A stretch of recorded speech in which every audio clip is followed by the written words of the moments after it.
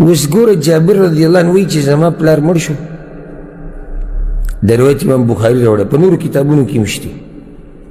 وایي زما پلار مړ شو، په هغه باندې ډېره قرضه وه. نو څه کجوري د سره وي چې ما هغه کومو کسانو چې قرضه وه زما په پلار باندې، هغوی ته ما دا ووایي چې ما سره کجوري دي او په دې کجورو کې تاسو را خپل قرض ختم کړئ. یعنې په هغه وخت کې خصوصا په مدینه کې دا کجوره یعنې د تجارت یو لوی سامان، بلکې د دغسې خلک آباد همدغه د کجورو په دې باغونو باندې. او اوس هم د دغه علاقو کجورې مشهورې کجورې، خو په هغه وخت کې دا و چې نور تجارتونه د مدینې دومره نه و مشهور او نه دومره پکې اوس څومره چې د کجورې تجارت و هلته. نو اکثر به دې تاجرانو د خپلې مسلې په دې کجورو کې حل کولې. بعضې روایتونو کې داسې راځي چې دا د څه یهودو او د نورو کسانو قرضه وه په هغه باندې، او ډېره زیاته قرضه وه. نو پلار یې مړ شو، په هغه قرضه پاتې شو، بیا خلک په ده پسې راتلل. دلته دا خبره یاده کوي چې کله د چا پلار مړ شي او هغه قرض پرېږدي او یا داسې بله څه مسله پرېږدي چې هغه بیا وروسته دې بچو ته پاتې شي، د دې د لاسه به تندې نه ورانې او نه به تریوکې او مړه به مونږ یې قرضې پرېښودې، به مونږ دا دومره عمر چې ستا دپاره کړي که به تا قرضه پرېږدم څه خبره نه ده، دا به ته ورکې. دومره یې ته ساتلی، دومره یې ته لوی کړی، دومره یې ستا دپاره منډې وهلي دي، نو ته ځان ته سړی د سوی، ځان ته ځوان د سوی چې ته د پلار قرضې ته جاړې او هغه پسې سپکې سپورې وې. مرګ نه بعد دغه به تا لازم دي په ژوند کې. سړی هغه سړی دی، ځوان هغه ځوان دی چې په ژوند کې پلار یې ژوندی او په هغه قرضې او دی ورته چې پلاره ته یې غم مه کوه، دا قرضه دې سیده لکه په ما، دا به زه ورکوم. تاسو څومره چې اوس تاسو موږ سره منډه وهلې ده، اوس موږ به ستاسو خدمت کوو، اگر که موږ ستاسو حق نشو ادا کولی خو کوشش به کوو. دا د سړو خبرې، دا د درنو خلکو د مؤمنانو او د صحیح په صحیح معنو سره د ځوانانو خبرې ده. پلار ته ټول عمر سړی نه پروت چې ډډه به یې لګولي، پلار غریب به د 80 کالو وي او د 70 او د 80 کالو به د 50 او د ځوان سړی به ورته پروت وي. وروره هغه غریب به قرضې هم ختموي او هغه به مزدوریانې هم کوي او هغه به دوی له ډوډۍ هم راوړي او هغه به غم خادیانې هم کوي او دی به په لارو کوڅو کې ګرځي او صرف سبقونه به وایي، هغه سبق هم داسې سبق چې نه سبق او د یارانو سره به ګرځي. کله سړی په خپل ګریوان کې وګوري سوچ وکړي، یو هلک چې د 14 15 15 نه واوړي که نه، دی بیا سړی حسابېږي، صحیح د ځواني دا موږ منو. سړی ورته به دی وایي چې بالغ شو. په کار دا دی چې سړی وګوري زما د پلار څه حال دی څه نه دی، ورته ووایي چې صحیح دی زه به سبق کوم یم، دغه طرف ته مه چې ما توجه خو زه به تا سره هم ودرېږم. نو بعض پکې داسې سپک ورته کي چې د پلار د مرګ نه بعد په پلار پسې خبرې کوي. دغه پلاني ځای کې ځمکه خرڅېده او ده ولې نه اخېسته او هغه وخت کې ارزانه، ته نرشه ته یې وسواله ځه د هغه چې څومره اوس هغه کړې ده، ته نرشه ته پسې دغه ځمکه هم واله که نه ځه.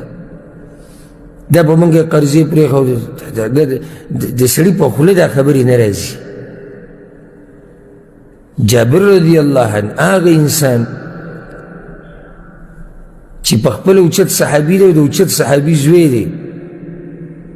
صرف خبر ورکړی دی زما په پلار باندې قرضه ډېره وه. کسانو ته وایي دا کجوري دي، هغه وایي نه دا خو لږې کجوري دا زما قرض نه ختموي. په دې مونږ څه وکړو؟ وایي زه په پیغمبر صلی الله علیه وسلم پسې لاړم، ویې ما ورته وایي چې یا رسول الله مسله دا کسان ځي راځي او کجوري مې ورته وایي چې در به کم دی، خو هغه وایي چې دا لږې دي دا زموږ قرض نه ختموي. پیغمبر صلی الله علیه وسلم ورته وایي زه وایي چې کله تا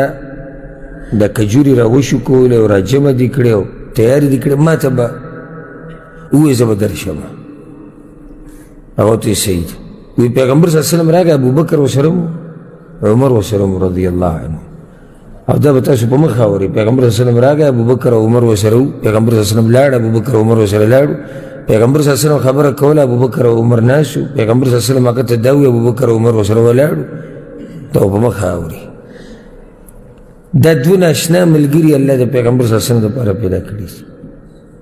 وایي دا دواړه ورسره رالي او پیغمبر صلی الله علیه وسلم دغه کجورو له راغې کېناست پې ودعا بالبرکه هغوی هغه ډېرې ولاړو او بیا یې د برکت دعا وغوښته وي الله دې کې برکت واچوه بیا ورته وي جابر وي کسان دې راوبله په چا چې ستا په پلار قرضه ده او پیغمبر صلی الله علیه وسلم لاړ دعا یې وغوښته او ورته وي جابر وي کسان راغواړه وی کسانو ته مې وویل چې راځئ او وی فما تركت احدا له على ابي دين الا قضيته د چا چې زما په پلار باندې قرضه په هغه ورځ مې ختمه کړې او دا نه بېشماره کجوري چې دا هغه پکې باقي پاتې شو هغه ډېرې کې لاړم وی د پیغمبر صلی الله علیه وسلم خوا ته ماښام لمونځ مې د هغه سره وکړو جومات کې خوشحاله د قرض ډېر لوی بوج یې ګورې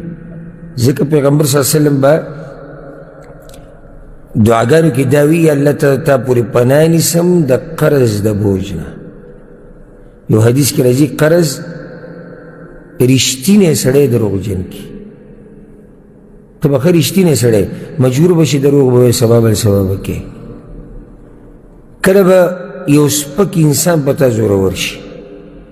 خبرې به درته کوي تا به سر ټیټ نیولی بس زړه کې به دغه وایي چې تا به خبرې نه وی کړی خو اوس مجبوره یم د خلکو به مخکې کېدی شي بې عزته کې په لاره کوڅه کې راته اواز وکړي پلاني هغه پیسې راکې که نه راکې د خپلو بچو سره او ښځې سره به ناست شي خوشحاله به یې ټلیفون به درته راشي څه کې پیسې راوړي که نه خوشحالي او هر څه به دې ختم شي خوب د سړي ګډوډ شي بیمار شي پکې سړی نو قرض ختمېده د یو لوی خوشحالي او به داسې قرض چې لوی قرض د هغه پلار پرېښودی هغه الله ختم کړو د پیغمبر صلی الله علیه وسلم د دعا په برکت سره وایي ماښام لمونځ مې د هغه سره وکړی ما ورته وایي چې یا رسول الله قرضه مې ټوله ختمه کړه وایي څوک خو پکې پاتې نه دي ما چې نه څوک پاتې نه وي فضحک رسول الله صلی الله علیه وسلم ویې خندل خوشحاله شو وی بیا ما ته وایي چې سبحان الله د پیغمبر صلی الله علیه وسلم مینه یې د دوو کسانو سره وی بیا ما ته وایي چې اوس روان شوم ما ته وایي جابره ابوبکر او عمر لم خبر ورکړه چې قرضه ختمه شوې ده یعنې هغوی هم خبر کړه چې هغه دعا کې الله دومره برکت اچولی چې هغه کجوري کې قرضه ختمه شو بیا پاتې شو وی کله چې زه د هغو دواړو له ورغلم وی هغه دواړو دقه وی موږ ته پته وه پیغمبر صلی الله علیه وسلم چې دا درغی او دا دعا یې وکړه موږ وایي چې قرضه ختمه شو دا موږ ته په هغه ټیم په اندازه لګېدلی و نو دې دوه موقعو باندې پیغمبر صلی الله علیه وسلم خندلي دي کله چې د دعا هغه برکت ولیدو او دویمه د الله مرسته یې ولیده چې الله ما سره څنګه مرسته کوي په دې باندې خوشحاله شو